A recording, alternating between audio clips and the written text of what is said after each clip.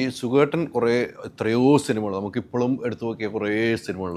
സുഖേട്ടൻ്റെ സിനിമയിൽ മല്ലിക ചേച്ചിക്ക് ഏറ്റവും ഇഷ്ടപ്പെട്ട സിനിമ ഏതാണ് സുഖേട്ടൻ്റെ? അയ്യോ, ഒരുപാട് പടങ്ങളുണ്ട്. ബന്ധനമുണ്ട്.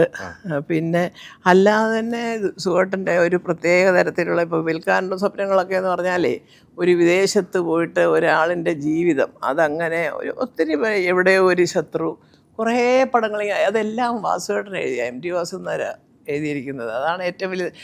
എം ടി വാസുനാർ ഏട്ടൻ ചെയ്ത ഒരു 6 പടം 6ഉം ചെയ്തത് സുഖേട്ടനാണ്.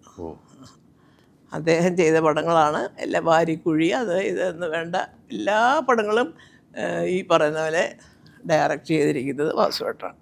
അത് അത്തരം സിനിമകൾ സുഖേട്ടന് വേണ്ടി മാത്രമാണ്. തീർച്ചയായിട്ടും അതെ. കാരണം പുള്ളി ഒരേ നാട്ടുകാരാണ് രണ്ടുപേരും. ഈ സുഖേട്ടൻ്റെ കൂടെ അന്നത്തെ കാലത്ത് അഭിനയിച്ച ആളുകൾ ഇപ്പോഴും ഉള്ളവരുണ്ട്. അവരൊക്കെ ആയിട്ട് എങ്ങനെയാണ് മല്ലികാമ്മ? അയ്യോ, ഞാൻ എല്ലാവരുമായിട്ടും വലിയ കാര്യമാണ്. എല്ലാവരും എന്നെ വിളിക്കലുണ്ട്. ഈ അടുത്ത കാലത്ത് പോലും ഞാൻ എടപ്പാളിൽ എന്തോന്നോ ഒന്ന് ചെയ്യണം ചേച്ചി അങ്ങനെ ഇങ്ങനെയാന്നൊക്കെ പറഞ്ഞപ്പോൾ ഞാനതൊക്കെ ചെയ്തു കൊടുത്തു. എല്ലാവരും അതെ. ഇപ്പം തന്നെ മിനിഞ്ഞാന്ന് തൊട്ട് രാമു എന്നെ കിടന്ന് വിളിക്കൂ എത്ര കാലമായി ചേച്ചിയെ കണ്ടിട്ടെന്നൊക്കെ പറഞ്ഞിങ്ങനെ. അതെ, അവർക്കൊക്കെ വലിയ അങ്ങനെയൊന്നുമില്ല. ഞാൻ എല്ലാവരോടും ഒരു സ്നേഹത്തിലൊക്കെ പെരുമാറുന്ന ആളല്ല. അത് എനിക്ക് ആരോടും ഒരു വിരോധവും ഇല്ല. അപ്പം അതുകൊണ്ട് പിന്നെ അങ്ങനെ അങ്ങ് പോവും. ചിരിച്ചുകൊണ്ടാണ് നമ്മളെപ്പോഴും ആളുകളെ ദേഷ്യഭാവം ഇന്നുവരെ ഞാൻ കണ്ടിട്ടില്ല. അയ്യോ, തീർച്ചയായിട്ടും അതെ. എൻ്റെ പൊന്നെ ഹൈദരലി, നമുക്കേ ചിരിയാണ് നമ്മുടെ ഒരു ആയുധം എന്ന് പറയുന്നത് അല്ലേ. അതായത് നമ്മളൊരു സ്ഥലത്തിരിക്കുമ്പോൾ നമ്മളെ കൊണ്ടൊരു പോസിറ്റീവ് എനർജി ഉണ്ടാക്കുക എന്ന് പറയുന്നതാണ് ഏറ്റവും മഹാകാര്യം. അല്ലാതെ മോന്തെ വീർപ്പിച്ചിരുന്ന് കഴിഞ്ഞാൽ നമ്മളെ ഇവരൊന്ന് എഴുന്നേറ്റ് പോയെങ്കിലത് തോന്നുന്നൊരവസ്ഥയായി പോവും അല്ലേ.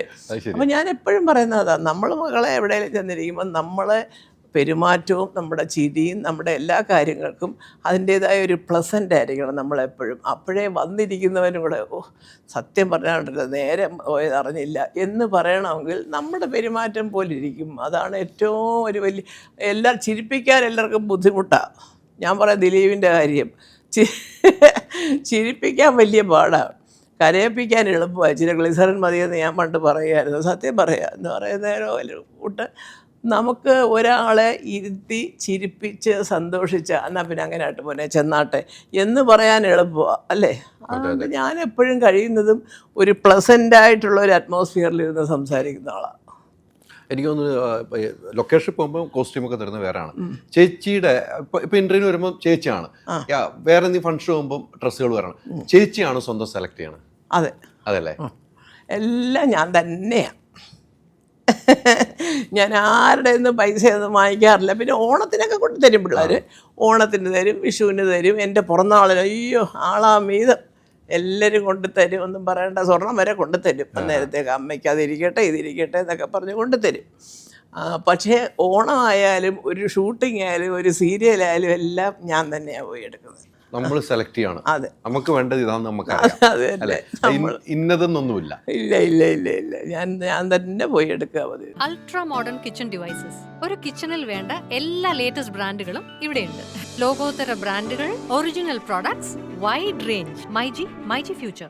വാട്സാപ്പ് വഴി ഇംഗ്ലീഷ് പഠിക്കാൻ ഇംഗ്ലീഷ് കഫേ ഉള്ളപ്പോൾ ഇംഗ്ലീഷ് ഒരു വിഷയമേ അല്ല. English cafe, we present you the perfect English. WhatsApp now 9633 888 575.